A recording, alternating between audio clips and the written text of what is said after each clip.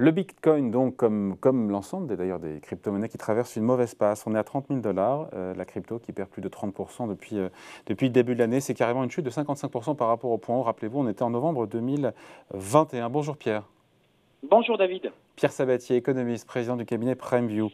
Qu'est-ce qui se passe sur le Bitcoin là, depuis le début de l'année, depuis 6 mois? Il est pénalisé, je ne sais pas, par la guerre, par le resserrement monétaire des banques centrales. Vous en pensez quoi? Qu'est-ce qui se passe là? Alors pour nous, il est surtout pénalisé par quelque chose de plus global et les éléments que vous avez évoqués y participent, c'est le retour de l'aversion pour le risque global sur les marchés financiers. Et d'une certaine manière, il ne fait que confirmer ce qu'est le Bitcoin ou les crypto-monnaies en général, à savoir un actif qui se comporte, qui exacerbe toujours les mouvements, on va dire, des actifs qu'on considère plus traditionnellement comme risqués, que sont les actions. Et c'est là où c'est intéressant. Sur les marchés, on parle de bêta. Le bêta, c'est quoi? C'est par exemple quand vous avez le Nasdaq qui progresse de 1, un actif avec un bêta supérieur à 1, c'est que lorsque le Nasdaq progresse de 1, eh bien, l'actif qui a un bêta supérieur à 1, il va progresser un peu plus. Ouais. Et donc ça marche dans les deux sens. Ça marche évidemment à la hausse, mais ça marche aussi à la baisse.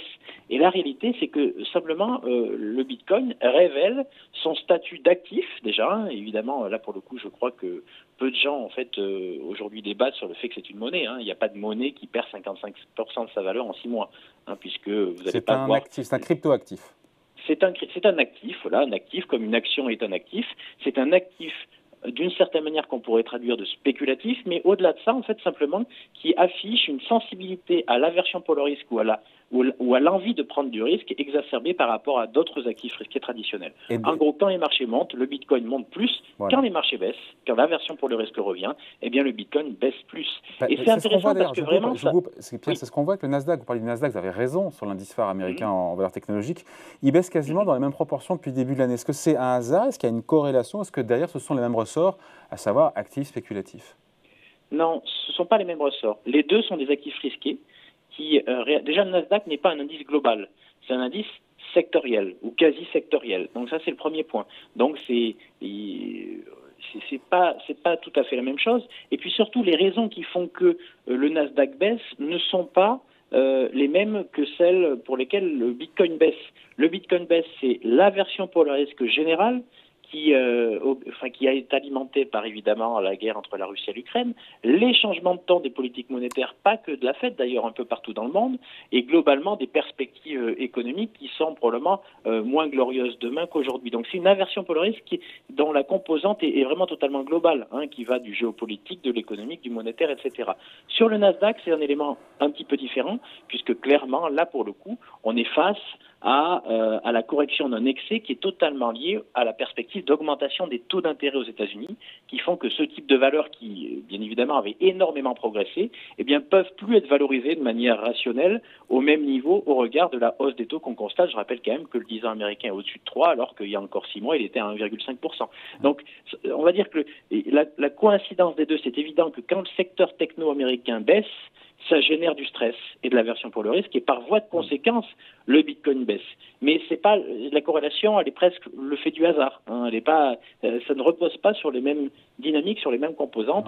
Ouais. Sur le Nasdaq, on est vraiment sur le dégonflement, sur la réponse directe à l'appréciation des taux longs aux États-Unis après un parcours qui a été extrêmement important. On peut parler de correction généralisée ou pas, Pierre? On peut parler, dire que sur les cryptos, maintenant que ça fait 7 mois que ça dure, 55% par rapport au plus haut, sur l'ensemble des cryptos, c'est une correction là. Je veux dire, il y a plus de. C'est plus qu'une correction, c'est un bear market en réalité. Vous savez, on parle souvent de bear market. Si vous prenez comme référence les marchés actions, un bear market aussi puissant, c'est 20%, mais dans les termes techniques, et d'ailleurs on pourrait même débattre sur le sujet, mais prenons les très grands bear markets qu'on a connus au cours des 25 dernières années. Le premier, c'est celui de 2000 à 2003, mars 2000, mars 2003. Le S&P 500 s'est réglé l'ensemble des actions américaines dans un bear market extrêmement brutal, la correction des valeurs technologiques de l'époque, des valeurs télécom plutôt de l'époque. On a fait moins 55% entre le point haut et le point bas, entre mars 2000 et mars 2003. Entre 2007 et 2009, on a fait moins 55%, que ce soit sur le CAC 40 ou le S&P 500, sur les actions américaines. Vous voyez, donc 55%, c'est pas une correction, c'est un bear market profond qui correspond grosso modo à la plus forte correction que les marchés actions dans leur ensemble ont connue depuis les 25 dernières années. Et donc là, plus que d'une correction, c'est vraiment d'un environnement qui aujourd'hui est un environnement de bear market pour les cryptoactifs maintenant depuis 6 mois. mois. À 55% de baisse, on ne peut pas dire autre chose. Pierre, Donc, les défenseurs du Bitcoin nous ont dit que les cryptos seraient un rempart contre l'inflation. Voilà, et là on se dit, quand on voit que le Bitcoin perd 30% depuis le début de l'année, on se dit, manifestement pas vraiment. Mais en fait, je pense que, vous dites les défenseurs du Bitcoin, Enfin, ceux qui y croyaient, quoi. Disons que, mais même on peut quand même y croire, c'est pas parce que ça a baissé de 55% que les prix ne peuvent pas remonter. Ce qui est intéressant dans la période actuelle, c'est que d'une certaine manière, ça révèle ce que c'est.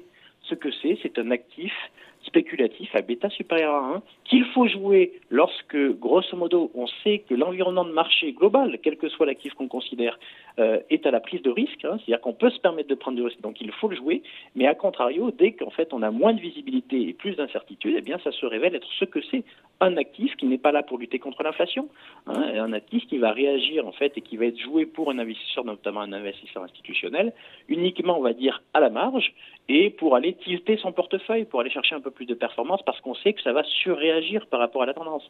Évidemment, l'aversion pour le risque et le climat actuel pénalise ce type d'actif. En fait, aujourd'hui, ce qui est intéressant par rapport à cela, c'est que ça révèle ce que c'est, et ce n'est pas un jugement de valeur par rapport à cela. C'est-à-dire, et du coup, ça révèle aussi la manière dont il faut le jouer. Et le fait que ce ne soit pas un actif décorrélé, encore une fois, des autres actifs financiers, certains avaient dit, oui, vous verrez, ça sera décorrélé. Non, ça ne l'est pas, en fait. Non, ça ne l'est pas, mais ça ne l'est pas parce que ce n'est pas une monnaie, c'est ce que j'évoquais tout à l'heure. C'est-à-dire qu'on a affublé de plein d'attributs ce nouvel actif pendant longtemps. Et donc, vous savez, avant de comprendre exactement ce à quoi ça sert et comment c'est utilisé en fait par la place, notamment par la place des investisseurs. Moi, je parle des investisseurs institutionnels, c'est ceux qui font le prix, évidemment, ou les investisseurs en général. On affuble, vous voyez, de beaucoup d'attributs, finalement, un nouvel actif. Et c'est normal parce qu'on ne le maîtrise pas, on ne connaît pas, c'est neuf. Donc, c'est face à la réalité qu'on va comprendre au final ce à quoi il sert et surtout la manière dont il est perçu par les investisseurs et donc joué par les investisseurs. Encore une fois, c'est un actif risqué et ce n'est pas parce qu'il est risqué qu'il ne faut pas le jouer. Il faut simplement savoir quand le jouer.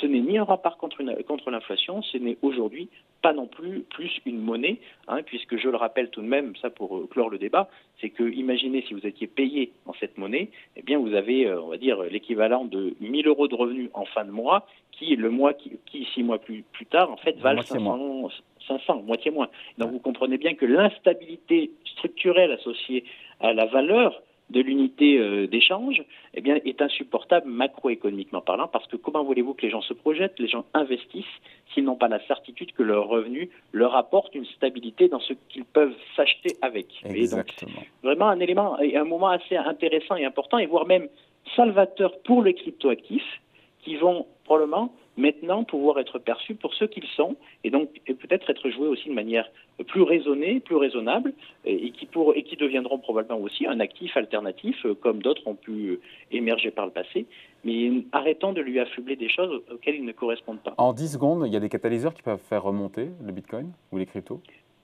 Oui, les mêmes qui pourraient faire remonter les marchés actions. Donc les facteurs d'incertitude actuels. Alors je ne parle pas à 2 ou 3 jours ou 10 jours près, mais véritablement pour cela, vous avez des banques centrales qui incurvent leur discours et redeviennent un petit peu plus accommodantes dans la perspective qu'on a en fait de financer tous les besoins de financement qui sont absolument colossaux au niveau mondial et qui changent de discours. Ça, évidemment, ce serait un facteur qui serait susceptible de générer plus de visibilité, et de manière assez légitime, le Bitcoin en profitera, tout comme les cryptoactifs dans ce cadre-là, ou une résolution du conflit entre la Russie et l'Ukraine.